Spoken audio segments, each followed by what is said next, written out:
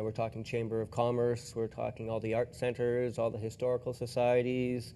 I won't bore you with the whole list, but there's a number of groups that obviously feel they're not getting the coverage they deserve, otherwise they wouldn't be putting money in our pockets. Right. So we've formed our own society, started producing programming, and at the point we're at now, the cities have all come board. Each city has given us $10,000 and are quite happy with what they're getting in return.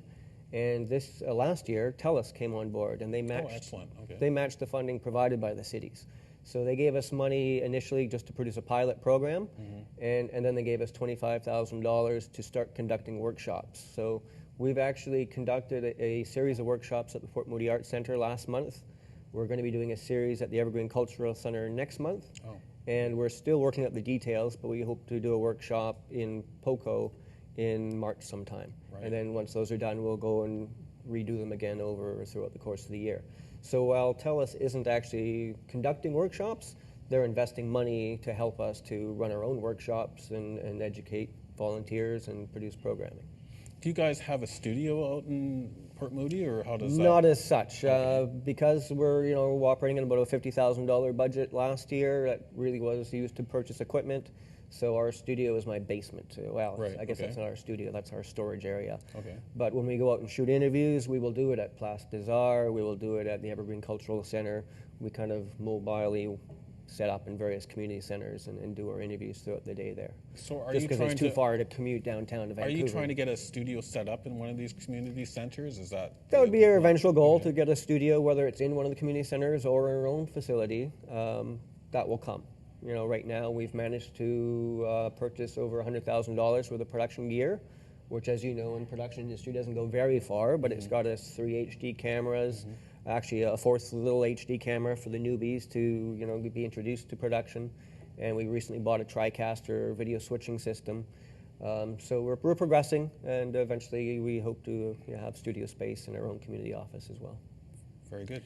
The one thing, Don, if I can add, what Geoff is talking about, the studio space, it's really important because you get a diverse group of people. You need physical space so that they can come in and have a coffee, so they're not rushing in and out and all they're doing there is working. Community television is about that. It's meant to be convivial. It's meant to cross-fertilize. It's meant for people with different opinions and different ideas to come in and talk to each other and work with each other. And they have one singular thing, which is to create a good show. And while they're creating that good, entertaining, informative show, they're working with each other. And that's the value, having a physical space. And I have always thought, in line with this, about community television, is that the things that are already publicly funded, like libraries and community centers, every one of those, given the kind of stuff that Geoff is doing and what's going on, should be a community media space as well. Getting back to the idea that you're a medium, I'm a medium, you're a medium, together we're media. And all we're doing with community television or the internet or radio and all this community stuff is amplifying the prime medium, you, Geoff, myself. And that's what that is. And so we need to really get back to understanding what media is. And media is the community telling its stories. And then when the community gets together, they're media. But you need like you say, you need that physical space to have people to come together and. Yeah, it's great for us to be able to operate in the various community centers, but eventually we will have our own space. I think anybody out there that's got graying hair like us, or perhaps no hair, would remember the old remember the old offices. I'd rather be. Yeah. Anybody who's been at those old offices will recall the kind of. The energies that were gathered there. Right. It wasn't just necessarily the production that happened there. It was people coming together, meeting, planning stories, planning the magazine shows on a monthly basis. That eventually will come. With more funding, that will be there. But And staff. And staff. And staff. They're like every one of the offices had 2 or 3 staff that volunteers could actually go to and get questions answered. The Fraser office out in our area, which was, by the way, one of the very first to be shut down when they started systematically closing the offices, used to have its own studio, and I believe had 5 full-time paid staff member.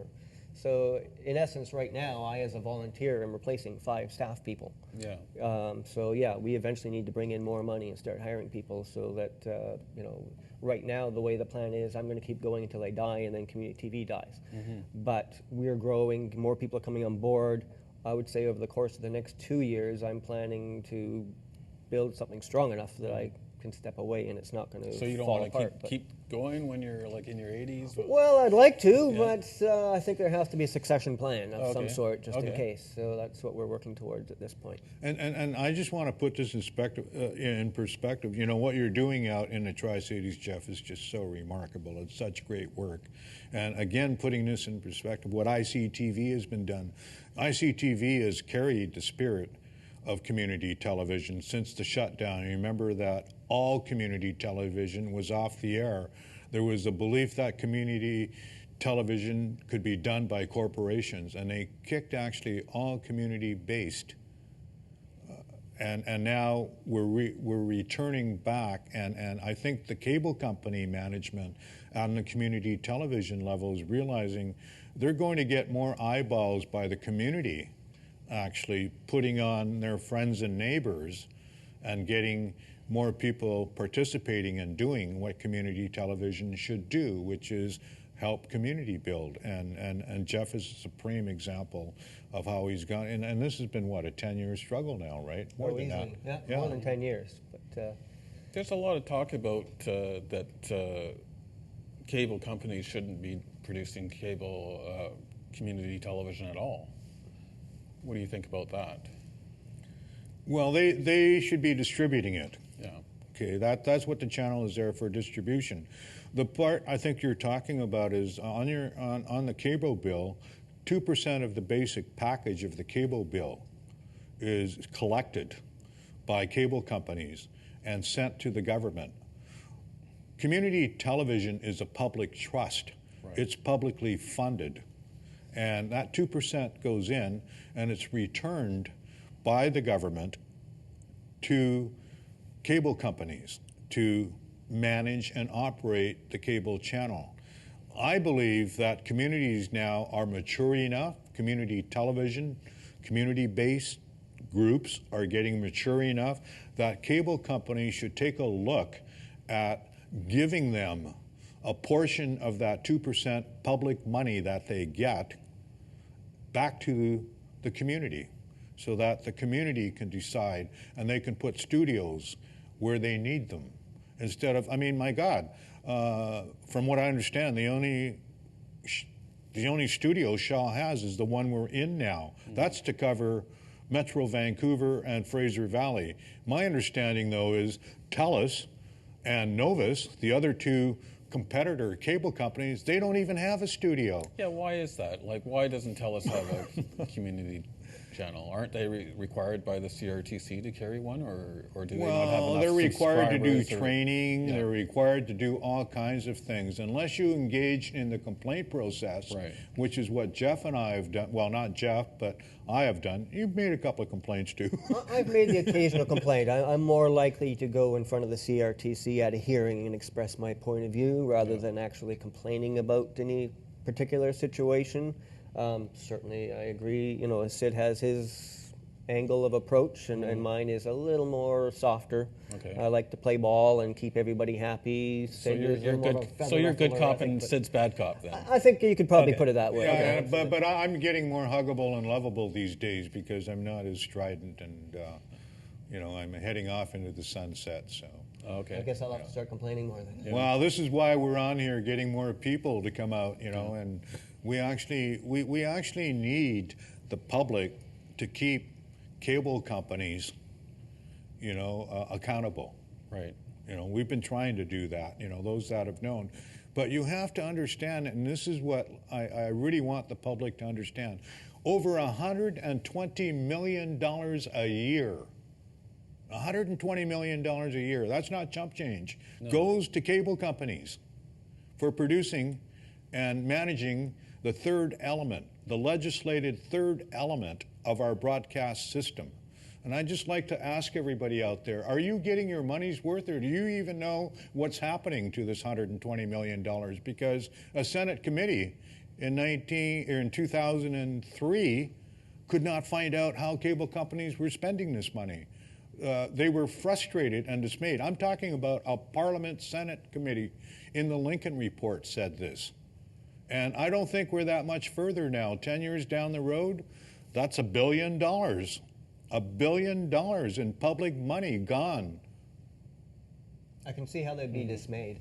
They're frustrated and dismayed, Frustrated. like we are. Yeah. Well, there's a group called Cactus back east, and they're sort of advocating for a community access media fund. What do you think of that idea, where that money would, instead of going to the cable companies, would go to independent groups to offset their costs?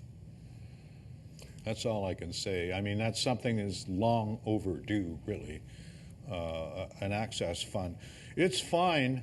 It's fine for cable companies to keep. Well, let's just take, for example, in the Lower Mainland here, Metro Vancouver, Fraser Valley. My estimates are that Shaw gets about $6 million plus. Some of that hits the ground for you and me in the sense of the use of the studio and all that. But I'm not really quite sure. I would, because this is public money, because this is $6 million worth of public money, I think the Auditor General, people should actually take a look at if this money being well spent. This is public money. They do this for ferries. They do this, for anything that's government owned. It should be audited, and it hasn't been audited in ages. Yeah. Kind of running out of time. I just want to know, if people wanted to get involved with Access Television, how do they get involved? Our email is Right. access@telus.net, and just email there and say you're interested. We have a good team. We meet once a month and produce And this is in show. Vancouver, right? We should clarify that. It should be in Vancouver. Yeah. Yeah. Okay. And how about you, Geoff? How do people get in touch with your... With us, again, online, you can check us out at tricitiescommunitytelevision.org. It's a good place to start. Check out our website. We have a YouTube channel. I wish it was more organized. At this point, it's just been we throw our videos up there as we go and proceed on to the next show. But There needs to be a national community channel website, I would think.